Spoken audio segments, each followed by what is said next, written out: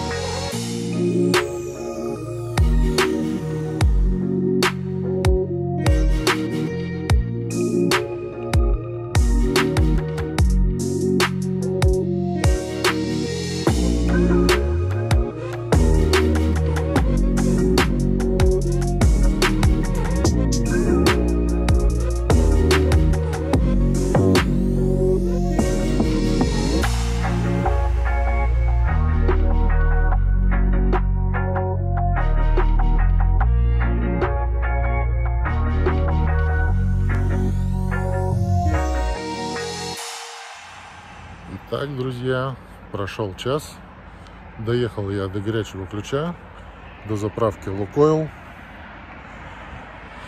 Все, уже подключился, заряжаюсь. Кстати, подключают теперь по-новому, карту в руки не дают. Сама девушка выходит, вручает пистолет. Я-то думал, она сама его и подключит, оказывается, нет. В руки дала, говорит, на, вставляй. Ну, ничего страшного. Все, сейчас стоим, заряжаемся. Примерно минут на 30, на 40 зарядка будет идти. Кстати, все вот так вот это все выглядит здесь в Горячем Ключе. Точно так же, как я заряжался в прошлый раз. На экране, как обычно, ничего не видно.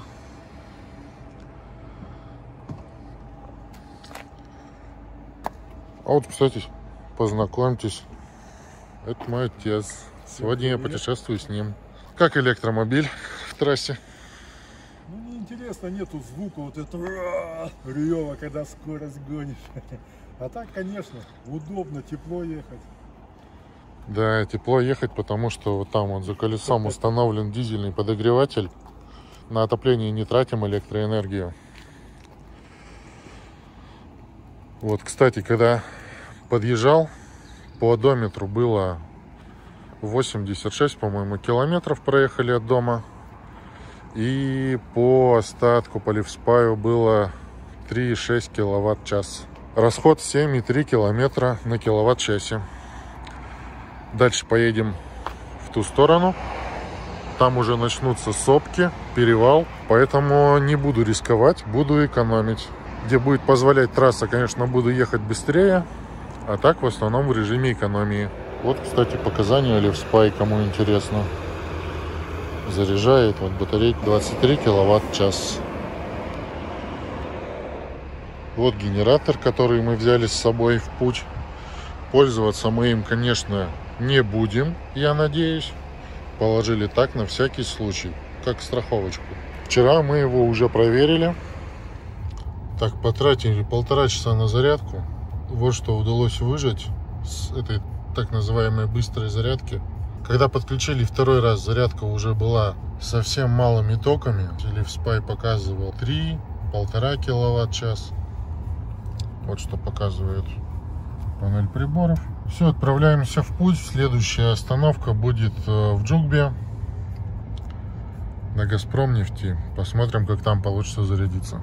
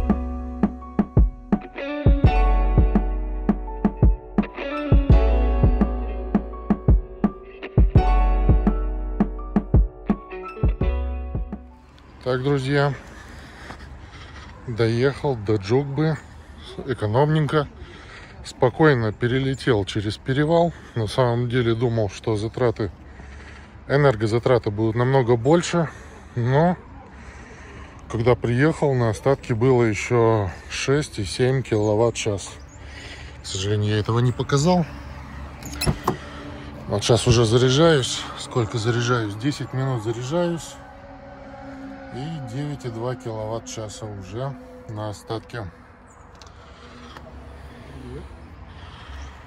Так. Вот что показывает станция. 200 рублей стоит подключение. По поводу ограничения времени, как пишут на Плакшере, 40 минут. Ничего нет, ничего не сказали. Буду заряжаться настолько, насколько будет позволять автомобиль. На время зарядки ушло час 8 минут. Получилось зарядиться до 88%. 13,9 киловатт-час. Вот такой вот график заряда был. Сначала 34 киловатта, примерно 35. И основная зарядка была меньше 16. Поэтому так долго заряжались. Сбрасываем показания. По навигатору до следующей возможной заправки Лукойл. Обычная розетка. Медленно будем заряжаться. 80 километров по серпантину. Надеюсь, до нее доедем без проблем. Отъехали от заправки 10 километров почти. Вот такой у меня пока расход. 8,3. Очень даже хороший. Серпантин еще не начался. Вот проехали Лермонтово недавно. Едем вдоль моря. Море спокойное. Солнце светит. 70 километров осталось до розетки. До АЗС Лукойл. Едем не спеша, на круиз-контроле. 62 километра в час. Если где-то вдруг дорога в одну полосу, еду быстрее, чтобы никого не задерживать. Проехал я буквально еще 300 метров и встал в первую пробку. Там вижу впереди знаки. Ремонт дороги идет. Поэтому вполне возможно пробка взялась здесь из-за ремонта дороги. Так, проехали ровно половину маршрута до АЗС Лукойл. Серпантин уже начался, но он такой пока не жесткий, но уже есть. Расход у меня 7,6, он прыгает, то 8,5, то вот 7,6. В принципе, неплохо. В общем-то, должны доехать. Средняя скорость 60, 65, иногда 50.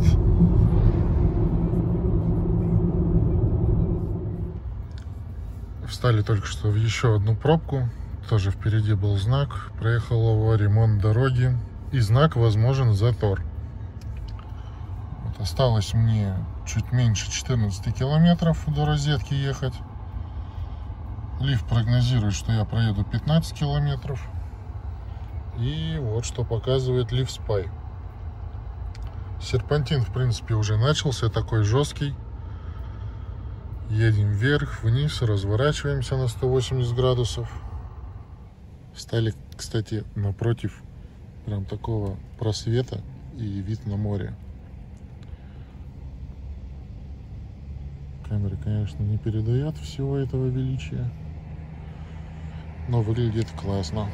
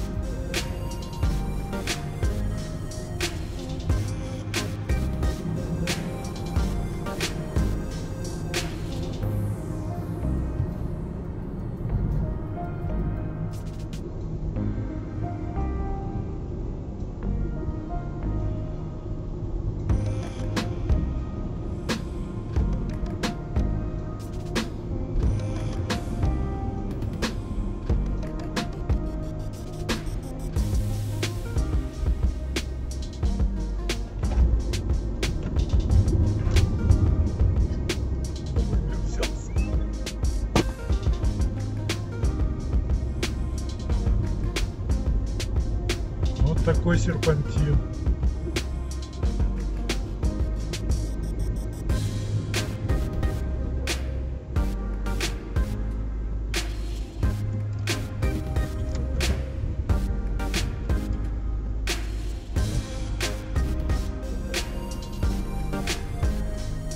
Повороты крутые, а стабилизатор не успевает сразу их отработать.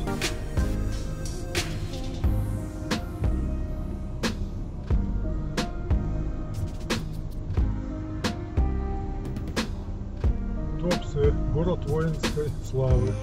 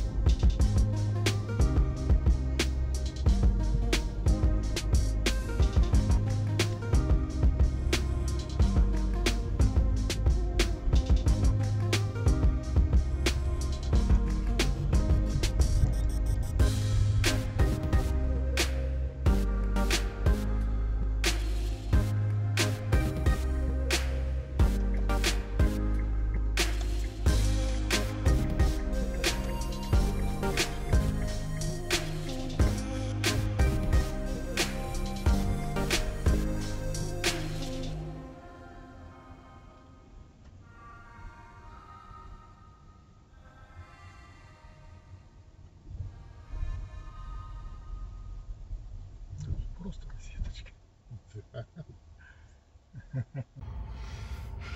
Час 48 минут нам понадобилось, чтобы доехать от Джугбы, от Газпромнефти до АЗС Лукойл в Шепсе. Вот, получается, потратили 9600 киловатт. Ну, это с учетом рекуперации, естественно. И на остатке осталось 4 киловатт-час. Расход получился по серпантину очень даже отличный. 7,8 километров на киловатт-час. Я даже немного удивлен. 78 километров проехали. Автомобильчик разменял 150 тысяч километров. Подъехали вон там к розетке. Сейчас буду пробовать подключаться, заряжаться. Сходил, узнал про розетку. Сказали, пожалуйста, подключайтесь, заряжайтесь. Вот, я включил режим 13 ампер. В аккумулятор заходит 2200. 16 ампер включать не хочу. Хоть и быстрее было бы, но мало ли. Пока здесь дают заряжаться, судя по плакшеру, не мне одному, то я не хочу портить мнение об электроводах. Пусть заряжаются остальные тоже.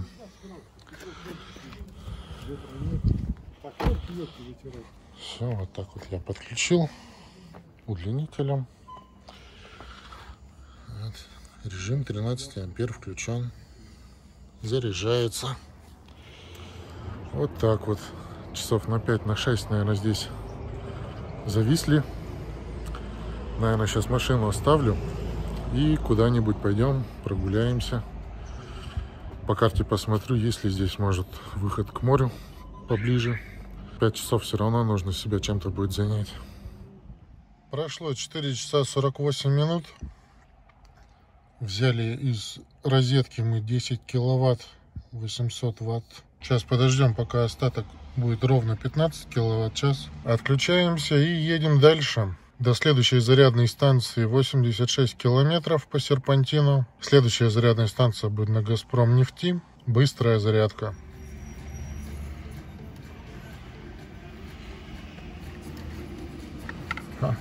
Полный заряд, а лифт прогнозирует всего 87 километров, что является полной неправдой. Так.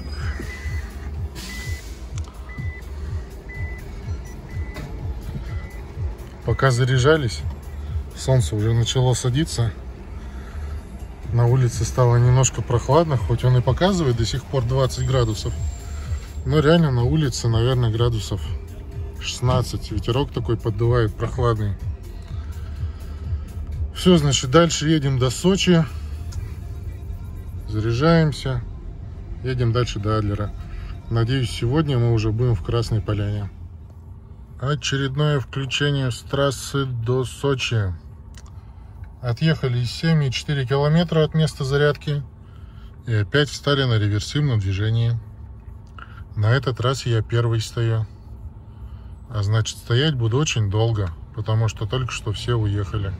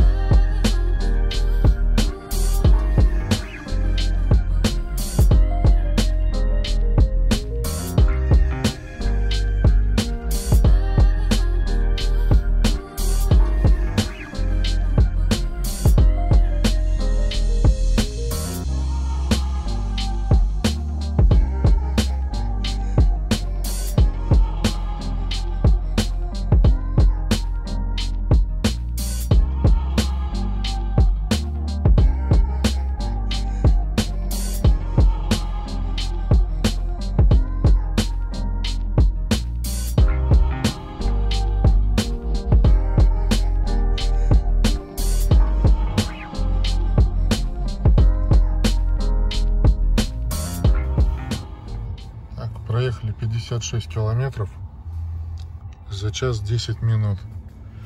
И снова стоим на реверсивном движении. Ждем, когда нас пропустят.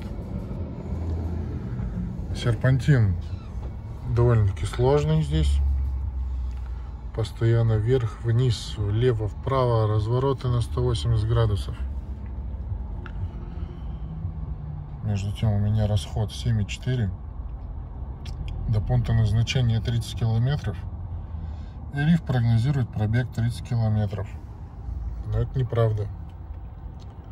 Я уверен, что энергии хватит, чтобы доехать.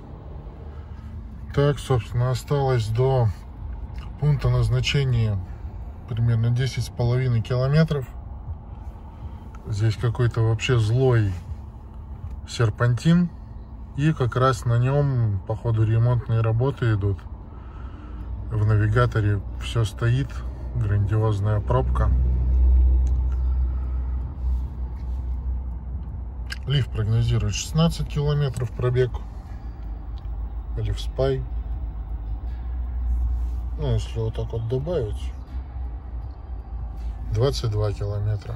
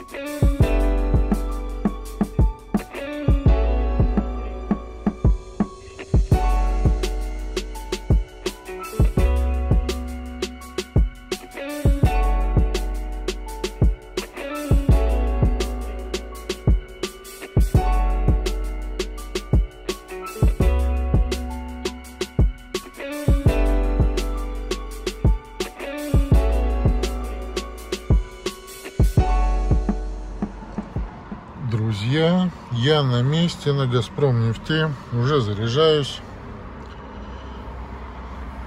Что у нас здесь? 46 киловатт заходит в батарейку. Сейчас посмотрим, сколько на старте заходило.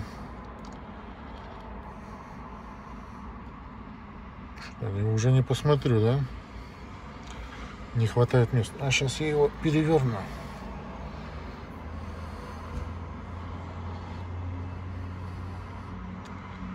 Все равно не показывает. Ну ладно.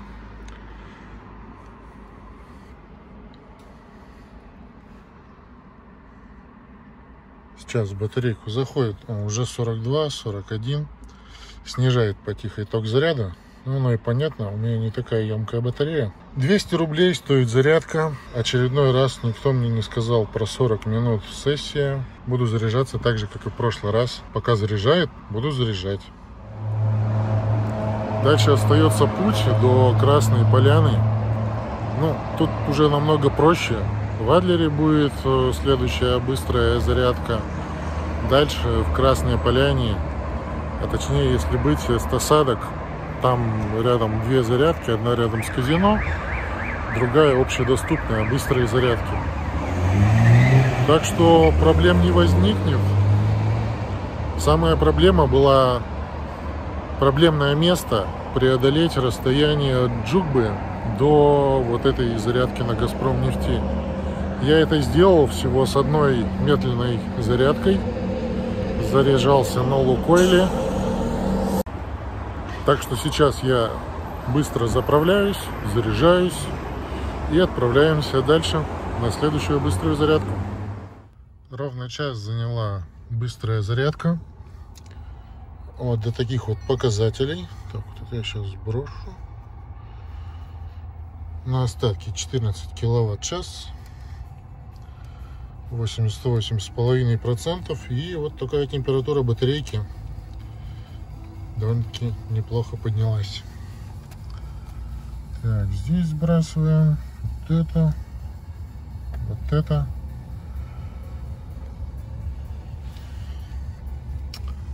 И выдвигаемся дальше до следующей зарядной станции. 42 километра, по-моему, 46.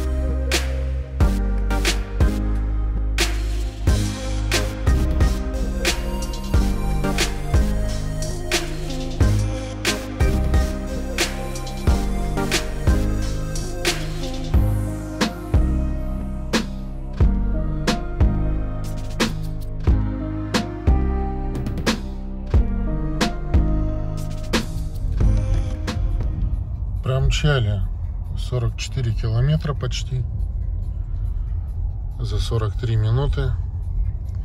И вот подъезжаем к очередной быстрой зарядной станции. Это на самом деле быстрая зарядная станция. Вроде как заявлено 120 киловатт. Посмотрим, возьмет ли 120 киловатт лиф. Так, пошла зарядка.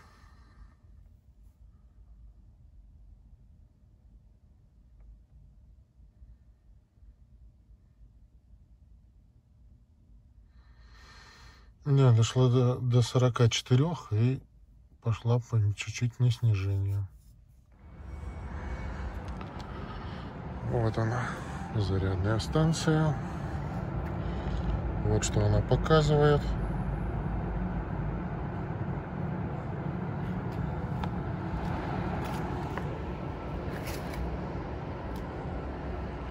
Побольше бы таких зарядных станций по пути на межгород, вообще в любых направлениях. Зарядились, заряжались 20 минут. Вот до такого состояния зарядились. До Красной Поляны, до зарядки 49 километров. Этого вполне достаточно будет. Так, здесь вот эти циферки обновляю. Кстати, вот сколько там было? 7,4 километра на киловатт-часе. Так это при этом я ехал 100-120. Ну, уже здесь в Адлере ехал 60.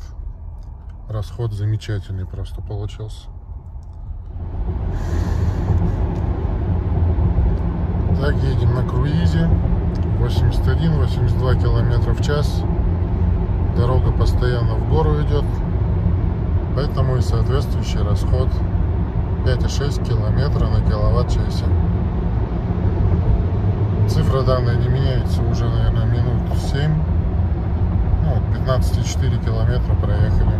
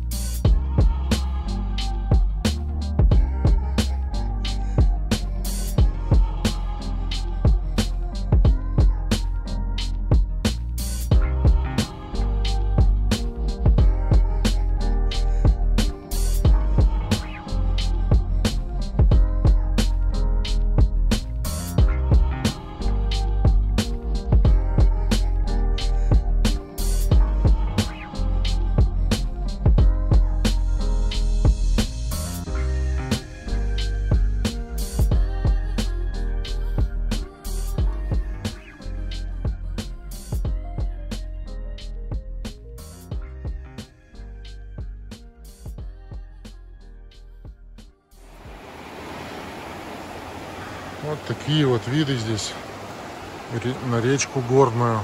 Если не ошибаюсь, это река Мзмыта. Вот, вдоль которой я и хотел поехать дальше по бездорожью в сторону кордона. Вот, забыл, как он называется, честно говоря. Вот в таком месте стоит мой лифт. Заряжается малыш.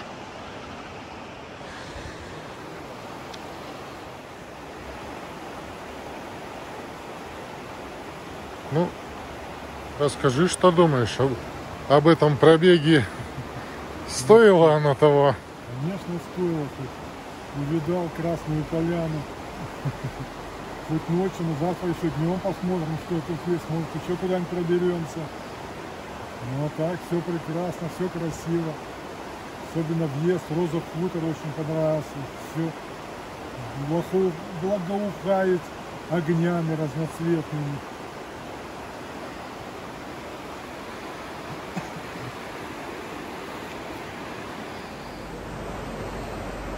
Ну и, собственно, на этом что я хочу сказать. Данное видео я завершаю. Если вдруг куда-то соберемся поехать еще дальше, все-таки рвануть в сторону кордона, туда по бездорожью, то будет отдельное видео. По прогнозу обещают дождь ночью, что начнется. Если начнется дождь, то соваться туда смысла вообще нет никакого.